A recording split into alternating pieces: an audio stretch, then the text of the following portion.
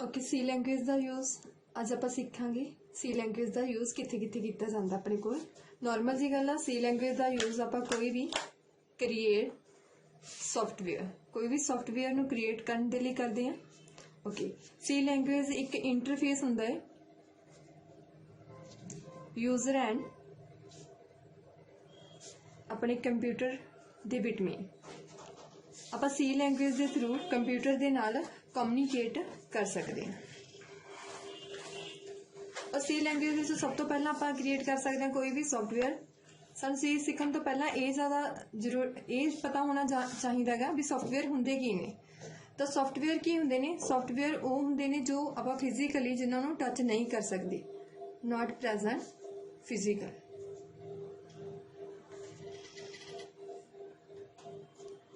और types of software की हुंदा अपने कोल। सॉफ्टवेयर अपने कोल दो टाइप्स के हुंदे ने, एक अपने कोल एप्लीकेशन सॉफ्टवेयर हुंदा है और एक अपने कोल सिस्टम सॉफ्टवेयर्स हुंदा है। और एप्लीकेशन सॉफ्टवेयर्स किहड़े हुंदे ने और सिस्टम सॉफ्टवेयर्स किहड़े हुंदे ने। एप्लीकेशन सॉफ्टवेयर वो सॉफ्टवेयर हुंदे ने जिहड़े तुसीं यूजर अपनी चॉइस के अकॉर्डिंग इंस्टॉल करता है। और सिस्टम सॉफ्टवेयर अपने कोल किहड़े सॉफ्टवेयर हुंदे ने जिन्हां बिना अपना सिस्टम नहीं चल सकता। लाइक सिस्टम सॉफ्टवेयर अगर आपां पीसी की गल करिए तो अपने कोल विंडो उहदा एक सिस्टम सॉफ्टवेयर आ जिवें उहदा ऑपरेटिंग सिस्टम जिन्हां बिना अपना सिस्टम नहीं चल सकता। और एप्लीकेशन सॉफ्टवेयर किहड़े हुंदे ने जिहड़े यूजर अपनी डिमांड्स के अकॉर्डिंग इंस्टॉल करता है। लाइक अपने कोल एक्सल हो गया, वर्ड हो गया, ये सारे अपने कोल एक तरह के एप्लीकेशन सॉफ्टवेयर्स ने। जे फोन की गल करिए फोन के विच तुहाडे कोल एप्लीकेशन सॉफ्टवेयर जो एप्स होंदियां ने, व्हाट्सएप हो गया, इंस्टा हो गया, ये सारियां तुहाडे कोल एप्लीकेशन सॉफ्टवेयर्स ने। एप्स तुहाडियां एप्लीकेशन सॉफ्टवेयर्स होंदियां ने। सी लैंग्वेज स्टार्ट करने तो पहला अगर आप प्रोग्रामिंग स्टार्ट करते हैं, फर्स्ट ऑफ ऑल अपने कोल उहदियां दो हैडर फाइल्स होंदियां ने, हैश इनक्लूड stdio.h और hash include conio.h। Header files दे विच अपने कोल फर्स्ट ऑफ ऑल की आंदा है हैश। हैश कित्थे यूज हुंदा गा, हैश की हुंदा गा, हैश नूं आपां की बोल सकते हैं प्री डिफाइन मैथड। मैथड भी बोल सकते हैं एंड फंक्शन भी बोल सकते हैं।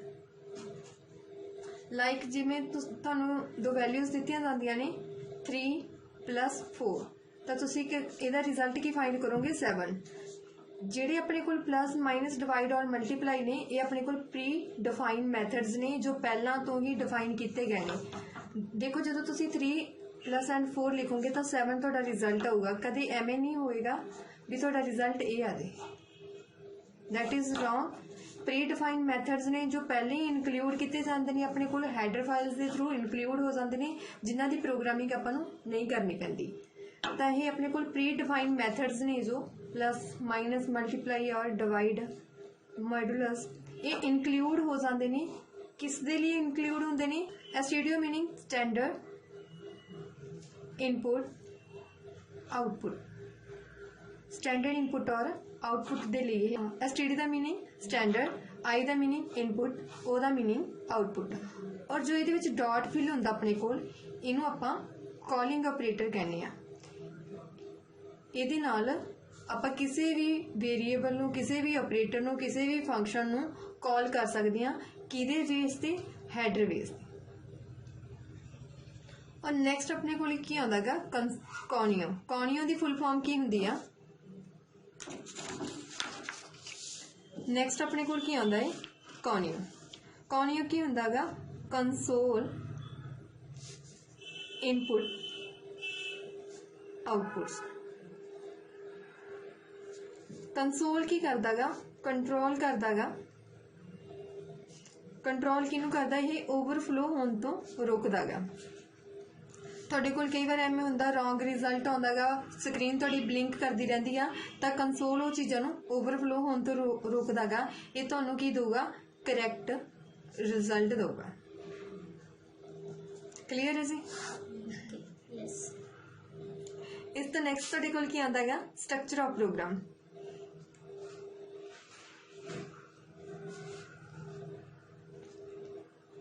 सी लैंगुएज प्रोग्राम का अपने को स्ट्रक्चर की होना चाहिए। फस्ट ऑफ ऑल अपने को होंदा गा एक कमेंट सैक्शन दिता जाता है। कमेंट सैक्शन नूं तुसीं हैडिंग भी कह सकते हो। प्रोग्राम का हैडिंग हुंदा तुसीं किहदे लई कोई प्रोग्राम लिखना है। नैक्सट तुहाडे कोल की हुंदी आ हैडर फाइल्स हुंदियां ने।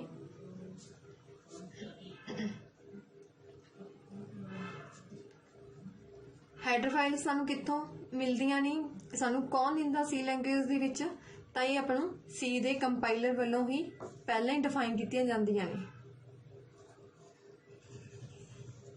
नैक्सट फिर मेन मैथड लगाने आ। मेन दे विच ये की हुंदा अपने कोल एक यूजर डिफाइन मैथड आ। ਇਹਦੇ ਵਿੱਚ ਆਪਣੇ ਕੋਲ यूजर ने अपना काम करना ਹੁੰਦਾ ਗਾ। ਇਹ ਉਹਦਾ वर्किंग एरिया आ जाऊगा। लास्ट ਤੇ ਤੁਸੀਂ ਕੀ ਲਾਓਗੇ get ch लगाओगे, फिर ਤੁਸੀਂ ਇਹਨੂੰ ब्रेसिस ਨੂੰ क्लोज करोगे। जो अपने कोल ब्रेसिस ਦਾ एरिया गए सारा ਇਹਨੂੰ ਆਪਾਂ स्टेटमेंट ब्लॉक बोलते हैं। ब्रेसिस ऑन ਤੇ ऑफ ਦੇ एरिया ਨੂੰ ਆਪਾਂ स्टेटमेंट ब्लॉक बोलते हैं। ठीक है जी। और ये अपने कोल यूजर डिफाइन आ। get ch अपने कोल की करदा ਆਪਾਂ ਨੂੰ रिजल्ट है जो रिटर्न करता। अगर आप प्रोग्राम बनाने तो बाद get ch नहीं लगावांगे तो सानू रिजल्ट शो नहीं होगा। ठीक है, थोड़ा प्रोग्राम सही होने तो बाद भी तुहानू एक ब्लैंक स्क्रीन डिस्प्ले होगी। नैक्सट अपने कोल की हुंदा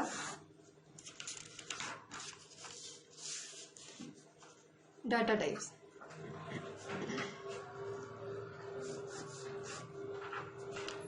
टाइप्स ऑफ डाटा तुसीं किहड़े टाइप्स का डाटा एंटर करवा सकते हो। Integer, character, float, string. Integer तुसीं कोई भी इंट दे नाल लिखना। ये फुल नेम्स ने उन्हां दी और तुसीं प्रोग्राम दे विच उन्हां दे शॉर्ट नेम यूज करने आ। इनू कैर दी नाल लिखना। फ्लोट नूं तुसीं फ्लोट दे नाल ही लिखना और स्ट्रिंग नूं तुसीं str नाल भी लिख सकते हो। प्रॉपर तुसीं स्ट्रिंग भी लिख सकते हो। और इनू स्कैनिंग करन दे लई तुसीं परसेंटेज d यूज करते हो, परसेंटेज c यूज करते हो, परसेंटेज f यूज करते हो और परसेंटेज s यूज करते हो। और परसेंटेज d परसेंटेज c का मीनिंग देखो। इंटीजर दे विच अपने कोल किहड़ा डेटा आऊगा डिजिट टाइप डेटा, कोई भी 0 तो 9 वाला। एक तुहाडे कोल 3 5 कुछ भी हो सकता और माइनस दे विच भी हो सकता है। नैक्सट तुहाडे कोल अल्फाबैटिक डेटा हुंदा A to Z वाला। फ्लोट दे विच तुहाडे कोल कोई भी डेसिमल पॉइंट्स वाला डेटा होगा। लाइक तुहाडे कोल कोई भी तुसीं परसेंटेज शो कर रहे हो किसी दी जां कोई पॉइंट्स दे विच वैल्यू लिखनी है। स्ट्रिंग तुहाडे कोल की होगा कलैक्शन ऑफ करैक्टर्स।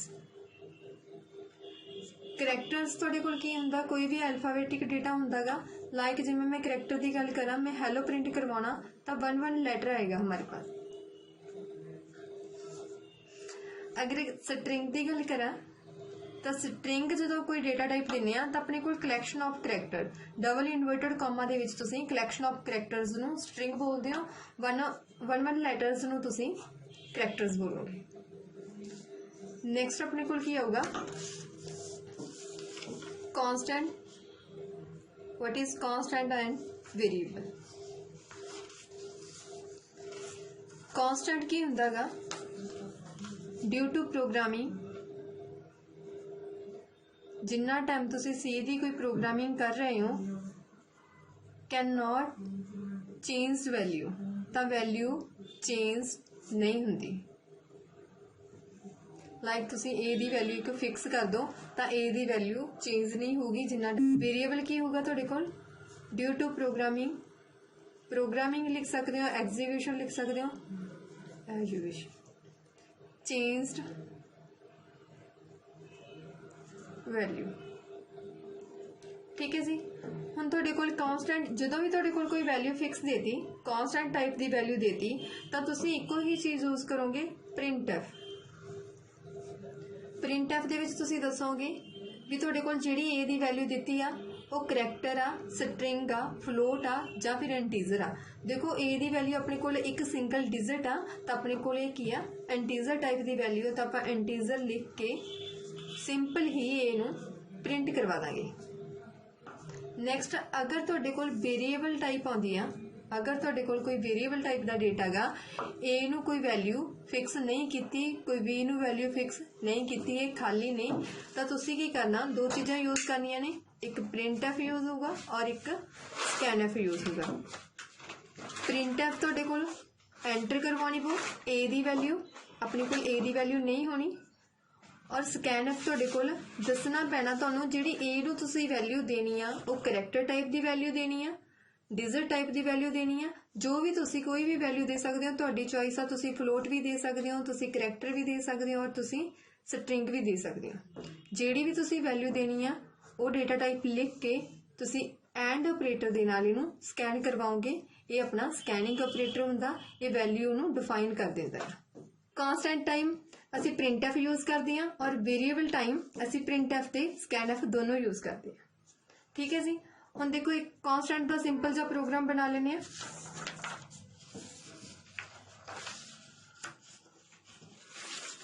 सब तो पहला प्रोग्राम दे विच हैडर फाइल्स ही लगानियां ने।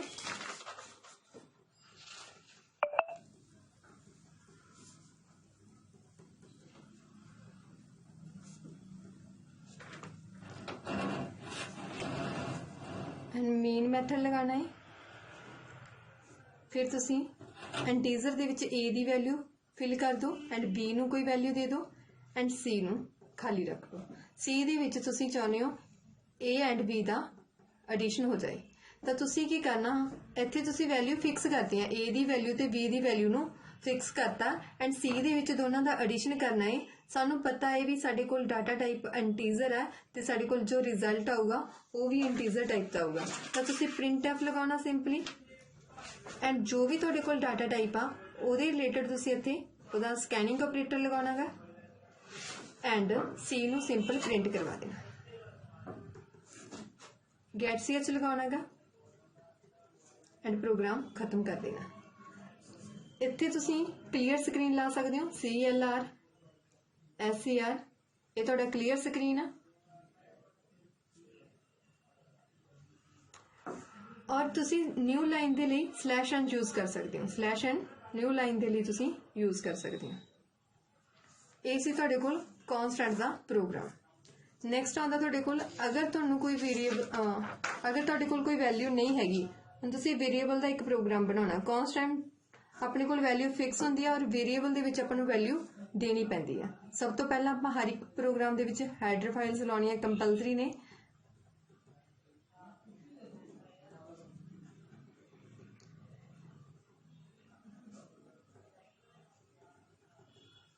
फिर तुसी मेन मैथड लाना है और ब्रेसेस स्टार्ट करनी है। ए नू वैल्यू नहीं देनी और बी नू वैल्यू नहीं देनी और सी नू वैल्यू नहीं देनी। ये अपने कोल वेरीएबल टाइप आ, आपां हर टाइम न्यू वैल्यू दे पावांगे।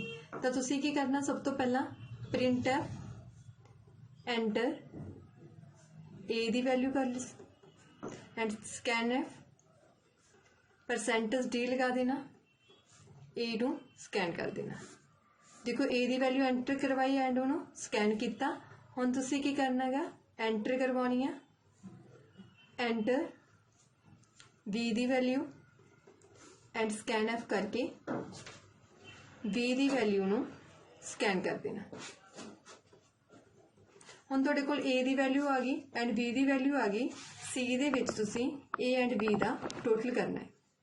तो तुसी सिंपली प्रिंट एफ लगा के %d तुहानूं पता लग गया डेटा टाइप इंटीजर है तो %d लगाओगे एंड सी नूं तुसी प्रिंट करा दोगे।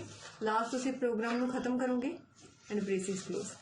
ये विच तुहाडे कोल हर टाइम वैल्यू चेंज होती रहेगी, जिन्ना टाइम तुसी प्रोग्राम नूं एग्जीक्यूट करोगे तुसी चेंज करके वैल्यू नूं एंटर करवा सकते हो।